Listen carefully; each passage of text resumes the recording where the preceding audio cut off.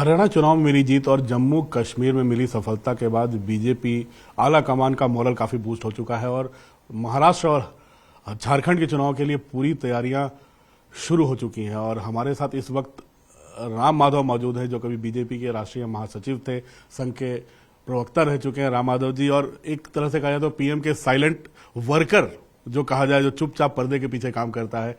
इस बार भी उनको बुलाया गया था जम्मू कश्मीर में पार्टी की खस्ताहाल से आगे बढ़ाने के लिए। राम माधव जी हमारे साथ हैं। राम माधव जी, स्वागत है आपका। राम माधव जी, पहला सवाल तो यही है, बहुत मुश्किल की घड़ी थी जम्मू में, कश्मीर में, वैली में कह रहे थे पार्टी नहीं कर पाएगी, जम्मू में इतनी ज्यादा घमासान थी पार्टी के अंदर। ऐसे में जब आपको कहा गया आप प्रभारी बनो, आपको लगा नहीं कैसे संभलेगा? पार्लियामेंट चुनाव में जिस प्रकार के नतीजे आए थे, उसके बाद सडनली संगठन के अंदर, पार्टी के अंदर मोराल थोड़ा हिल गया था, ये बात तो सही है। पर जहां तक जम्मू कश्मीर का प्रश्न है, जम्मू कश्मीर के चुनाव के विषय में काफी समय से सोचना और उसकी तैयारी करना, यह काम दिल्ली में भी जम्मू में भी होता रहा है। स्वयं गृह मंत्री अमित भाई, उनके मार्गदर्शन में हमारे जम्मू के प्रभारी लोग और जम्मू का पार्टी यूनिट भी पर्याप्त तैयारी करता रहा है। तो ये बात सही है कि मुझे फर्स्ट फेज चुनाव से केवल 3 हफ्ता पहले मैं जम्मू कश्मीर चुनाव के इसमें मुझे काम दिया गया था, पर मुझे पता था कि ऑलरेडी काफी कुछ उसका ग्राउंड वर्क किया गया था और विचार हुआ था, योजना बनी थी।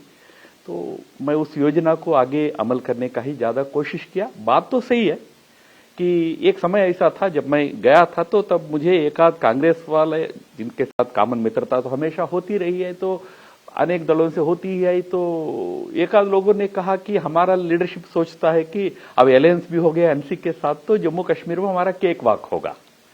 एक उस प्रकार का कॉन्फिडेंस कांग्रेस के अंदर थी कि हम जम्मू में हम स्वीप करेंगे, घाटी में एनसी स्वीप करेगा।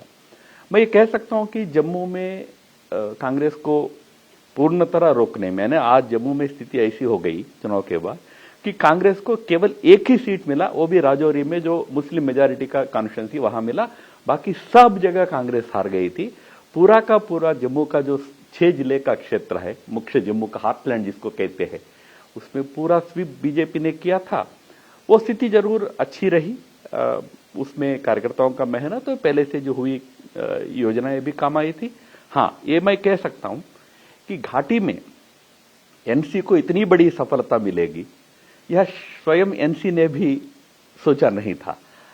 अभी मैंने कल ओमर अब्दुल्ला जी का इंटरव्यू पढ़ रहा था, उन्होंने स्वयं कहा कि हम 30 के आसपास हमारा पार्टी रहेगा, ऐसा सोच रहे थे। तो वैली में लोग अच्छे, एनसी का जो डोमिनेंस है वैली में, ये लगातार बना रहा है, तो ये एनसी वही बात करती है कि हम 370 के खिलाफ रिस्टोर कर देंगे जम्मू कश्मीर का प्री 370 स्टेटस। तो क्या लगता है आपको कि ये अब नरम पड़ेंगे, मुख्य धारा के साथ जुड़ेंगे, या फिर आपको लगता है अब वैली की जो मेजॉरिटी है वो फिर अलगाववाद की तरफ ले जाएगी? देखो, पहली बात मैं ये कहता हूं, जिसको हम एनसी की डोमिनेंस कह रहे हैं वैली में, ऐसा कोई डोमिनेंस था ही नहीं। मैं आपको याद दिलाऊं, 10 साल पहले 2014 के चुनाव में एनसी को 21% वोट मिला था। उस समय केवल 15 सीट मिले थे, आज 42 सीट मिले हैं। तो इनका वोट परसेंटेज कितना बढ़ना चाहिए था अगर डोमिनेंस होता? तो 2 परसेंटेज पॉइंट्स बढ़ा है, 23 पर आया है। वही हम 21, 22 से बढ़कर आज 26 पर पहुंचे हैं। हालांकि हमारा वोट सीट 25 से 25 से 29 ही हुआ था। इसलिए पहली बात तो कोई बहुत बड़ा डोमिनेंस है वैली में एनसी का, ऐसा नहीं था। एंटी एनसी वोट एकदम स्प्लिट हो गया, उसका फायदा एनसी को कम से कम 10 सीट में मिला। और जिन मुद्दों को एनसी ने उठाया, वह आर्टिकल 370 हो, इस प्रकार का यानी टेररिस्ट जो जेल में है उन सबको रिहा करने की बात हो, उसका अगर ट्रैक्शन होता तो उनका परसेंटेज 2% नहीं बढ़ता, उनको 5% वोट बढ़ना चाहिए था। उन मुद्दों का ट्रैक्शन नहीं है, उसी दिन साबित हो गया कि रिजल्ट आया भी नहीं, मेजॉरिटी आ गई है, पता ही चला। तुरंत ओमर साहब ने बयान दिया कि हमारे लिए 370 प्रायोरिटी ही नहीं है, और जम्मू में वैली में कोई रिएक्शन ही नहीं था उसका। तो समझिए कि जो 5 साल के अंदर जो अच्छा काम मोदी जी और मनोज सिन्हा जी के नेतृत्व में वहां हुआ था, उसके बाद लोगों को लगने लगा कि भाई 70 साल हम 370 के शासन के अंदर रहे थे, पर 5 साल 370 के बगैर का जो जीवन है विकास की दृष्टि से अच्छा है, तो वापस क्यों उसमें जाए। तो वैली में उन्होंने कहा है रिजेक्शन, बीजेपी को रिजेक्ट कर दिया वैली की जनता ने। वैली की जनता में बीजेपी को एक्सेप्टेंस बढ़ा है। मैं उल्टा ये कहता हूं, जम्मू की जनता ने पूर्ण रूप से एनसी को रिजेक्ट कर दिया था, पूर्ण रूप से इस इलेक्शन में। एक भी seat main land Jammu heartland में एनसी जीत नहीं पाई, केवल पहाड़ में 2 सीट वो ले पाए। तो इसलिए रिजेक्शन अगर किसी का हुआ तो एनसी का हुआ है। लेकिन ना, अगर 6 दशकों में देखा जाए तो कांग्रेस लगातार आजादी के बाद वहां चुनाव लड़ रही है, कभी सत्ता में भी काफी अरसे तक रही। क्या मानते हैं कि वैली में भी, जम्मू में तो सफाया हो गया, वैली में भी कांग्रेस जड़ नहीं पा रही है? बीजेपी से ज्यादा कांग्रेस को तो नकार दिया जनता ने वहां। कांग्रेस, आपने सही कहा, 60 साल से वहां राजनीति में है, 50 के दशक में पहुंचा था, 25 सदी में। आज 2024 में एनसी के पूछ पकड़कर जाकर आज 5 सीट ले पाई, अन्यथा 1, 2, 3 सीट पे सिमट जाती थी 50 साल 60 साल की राजनीति के बाद। वही हम आज, हालांकि बीजेपी को लेकर आम राय होता है कि वैली की जनता रिजेक्ट करेगी, स्वीकार नहीं करेगी, पर उस वैली में, कश्मीर में हमारा एक कैंडिडेट जीत के अति निकट आ गए थे। 1000 वोट से, गुरेज से हमारा उम्मीदवार हारे थे, केवल 1000 से। और दूसरा एक कॉन्स्टिट्यूंसी है साउथ कश्मीर का, जो एक समय आतंकवाद का अड्डा रहा, आज भी हार्डलाइन लोगों का, कश्मीरी लोगों का अड्डा माना जाता है। ऐसे कश्मीर के एक कॉन्स्टिट्यूंसी में हमारा बीजेपी का कैंडिडेट करीब 6-7 हजार वोट लिया। अच्छा, 6-7 हजार जब मैं कहता हूं तो बाकी देश में एक बहुत छोटी संख्या लग सकती है, पर कश्मीर के लिए 6-7 हजार बाकी देश में 30-35 हजार के बराबर होता है। तो एक असेंबली में इतना सीट, इतना वोट लेने की स्थिति में आज हमारे कैंडिडेट है। और मैं प्रचार में जाता था, मैं रैली में जाता तो 3,500-4 हजार लोग आ जाते थे। अगर मैं कह रहा हूं 3,500 हजार कश्मीर का अर्थ होता है 30 हजार या 20 हजार बाकी देश का कॉन्स्टिट्यूंसी का अर्थ मानना चाहिए। तो आज बीजेपी की बातों को सुनने की एक मूड वैली में है, समझने का प्रयास हो रहा है। हाँ, वोट देने के लिए शायद और थोड़ा समय लगेगा। जब मैं थोड़ा समय कहता हूं तो कांग्रेस को जितना समय लगा उतना नहीं लगेगा। मुझे पूरा भरोसा है, आज भी प्राइम मिनिस्टर मोदी को लेकर वैली में भी, जम्मू में तो है ही, बहुत बड़ा आकर्षण और आदर है। हाँ, वोट में ट्रांसलेट करने के लिए हमारे पास अच्छा नेतृत्व चाहिए वैली में, आज हमको उस पर ध्यान देना पड़ेगा। लीडरशिप, एक बड़े नेता को बढ़ाना जरूरी है बीजेपी को। बिल्कुल आवश्यक है, क्योंकि अब जम्मू कश्मीर की राजनीति भी बाइपोलर राजनीति हो गई है। एक तरफ एनसी और एनसी के साथ कांग्रेस जुड़ गई है, वो एक तरफ है, दूसरी तरफ हम है। और आज हम भले ही सीट जीतने में जम्मू के कुछ डिस्ट्रिक्ट तक सीमित है, पर अच्छा नेतृत्व अगर मिलता तो हम घाटी में भी हमारे सीट जीतने की स्थिति में पहुंचेंगे। और मैं आज एक बात बता देता हूं, जम्मू के जो मुस्लिम क्षेत्र है, जो पहाड़ी क्षेत्र है, जो पीर पंचाल क्षेत्र बोलते हैं, वहां हमारे एक तगड़े कैंडिडेट इस बार खड़े हुए थे। 3-4 कैंडिडेट हमारे ऐसे इतने तगड़े थे कि माना जाता था कि जीत जाएंगे। जीत नहीं पाए, सेकंड प्लेस में आए, पर वहां भी हमारा जनाधार बढ़ रहा है। तो वहां हमारा जीतने की स्थिति पे हम पहुंच जाए, अच्छा वोट आ रहा है, अच्छा समर्थन मिल रहा है, अच्छे लीडरशिप मिल गया है, वह जीते और कश्मीर में भी प्रभाव बढ़ाए। तो अभी 2 पर्यवेक्षक नियुक्त हुए हैं और जम्मू कश्मीर जाएंगे, जल्दी नेता विधायक दल का चुनाव होगा। क्या माने कि एक नया नेतृत्व उभर के आएगा वहां सामने, या पुराने पर ही भरोसा करना है? अभी जो विधायक दल के नेता को चुनने वाली बात है, वो एक प्रक्रिया है, उसमें केंद्रीय मंत्री और एक जनरल सेक्रेटरी प्रभारी बनकर जाते हैं। इस बार ऐसा भी 2 लोग जाएंगे। एक रूटीन प्रक्रिया है, उसमें हमारे विधायक दल के सभी लोग, 29 हमारे विधायक है, वो बैठेंगे और नेतृत्व के साथ भी परामर्श करके, हमारे पास अच्छे लोग हैं, अच्छा नेतृत्व इस समय जम्मू उपलब्ध है, उनमें से किसी एक योग्य नेता को नेता प्रतिपक्ष चुना जाएगा। बट नेता प्रतिपक्ष के नाते, क्योंकि जम्मू ने हमको इतना बड़ा मैंडेट दिया है, तो जम्मू के हित के लिए, जम्मू के इश्यूज को उठाने के लिए हमारे नेता प्रतिपक्ष को हमें खड़ा करना पड़ेगा। और साथ ही साथ जम्मू में जिन क्षेत्रों में हमको अब विस्तार करना है, उन क्षेत्रों के बारे में भी सोचना पड़ेगा। तो क्या पीडीपी का इस तरह से सिमटना, जो एक जमाने में बीजेपी के साथ गठबंधन भी किया था जिस पार्टी ने, उसका इस तरह से सिमटना, क्या हम माने कि अलगाववाद अब धीरे धीरे आखिरी चरण में आखिरी सांस ले रहा है जम्मू कश्मीर में? पीडीपी का वर्तमान की जो स्थिति है उसके लिए उनके अंदरूनी कारण है। मैं उस पर नहीं जाता क्योंकि हर पार्टी का अपना इंटरनल प्रॉब्लम्स होते हैं, इस पे हमको टिप्पणी करना उचित नहीं है। पर मैं मानता हूं कि राजनीति में किसी भी दल को बहुत जल्दी राइट ऑफ नहीं करना चाहिए। वो पार्टी आज से 20 साल से उस राज्य में है, 2002 में उस पार्टी का गठन हुआ, 20-22 साल से वो पार्टी राजनीति में है, तो आगे उनका क्या रहेगा देखेंगे। इस समय उनके पास 3 विधायक है, क्या स्थिति रहेगी देखेंगे। बट वोट प्रतिशत बहुत कम हुआ, 8% हो गया है उनका वोट प्रतिशत। बट पीडीपी हो, एनसी हो, ये दल, मैं दोबारा कह रहा हूं, इस समय केवल वैली को प्रतिनिधित्व करने वाले दल के रूप में मात्र है। और बाइपोलर राजनीति में आज बीजेपी उस राज्य का दूसरा बड़ा दल के रूप में उभर गया है। तो बीजेपी एक परमानेंट फीचर रहेगा जम्मू कश्मीर में। राम सर, एकाएक राम माधव जी महासचिव से हटे, एकाएक गायब हो गए, लेकिन राम माधव जी एक संकट मोचक है, ये हर कोई बोलता है। एकाएक संकट मोचक के रूप में आपका सामने आना जम्मू में, इस तरह से जब लग रहा था हालत पतली हो चुकी है, उस तरह से पार्टी का परफॉर्मेंस, एक साइलेंट वर्कर आप हमेशा रहे हैं आप, क्या माने राम माधव जी अब वापस सक्रिय हो रहे हैं पार्टी में?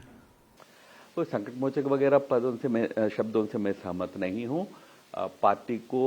पार्टी जब जिसको जो काम देता है वो करना है, वही अनुशासन होता है। मैं संघ से आया हूं, मुझे संघ ने वापस नहीं बुलाया, पार्टी ने मेरे को पद से मुक्त किया। तो मैं 2-3 साल संघ का काम करता रहा, क्योंकि मैं वो मेरा मातृ संगठन है, वहां काम करता रहा। 3 साल बाद एक ऐसा अवसर आया जब मुझे वापस पार्टी में काम करने का मौका मिला। तो मैं इस समय आनंद से पार्टी में राजनीतिक क्षेत्र में काम कर रहा हूं। जो भी काम पार्टी आवश्यक समझता है वो हम करते रहेंगे। पर्दे के पीछे रहना, आगे रहना, ये निर्णय भी पार्टी को ही तय करना है। बट जब पार्टी एक काम देती है, वो काम करना, अच्छा करना, ये प्रयास हमको करना है। सर, आप 2003 में संघ के भी प्रवक्ता बने थे, जब संघ को लगा कि एक प्रवक्ता चाहिए संघ की बातों को सामने लाने के लिए। 1 साल का तो प्रवक्ता पद भी खत्म हो गया, एक 1.5 साल के बाद। अब संघ ने, आप वापस संघ में भी गए, फिर वापस बीजेपी आपकी, तो ये कैसे समन्वय कैसे बैठ रहा है, कभी संघ में कभी बीजेपी में, कहीं कोई? ऐसा है, मैं प्रारंभ से संघ का ही पदाधिकारी रहा हूं। आंध्र प्रदेश में था, बाद में 2001 से संघ का प्रवक्ता 2006 तक रहा, बाद में संघ के राष्ट्रीय कार्यकारिणी में दायित्व निभाया। 2014 में संघ ने मुझे राजनीतिक क्षेत्र में भेजा, फिर मैं महामंत्री बना। 2020 के अंत तक मैं महामंत्री रहा, 6-6.5 साल मैं महामंत्री रहा। उसके बाद पार्टी ने कुछ नए लोगों को आगे बढ़ाने की प्रक्रिया हमेशा पार्टी में होती, उस प्रक्रिया के चलते हम कुछ महामंत्रियों को पद से मुक्त किया।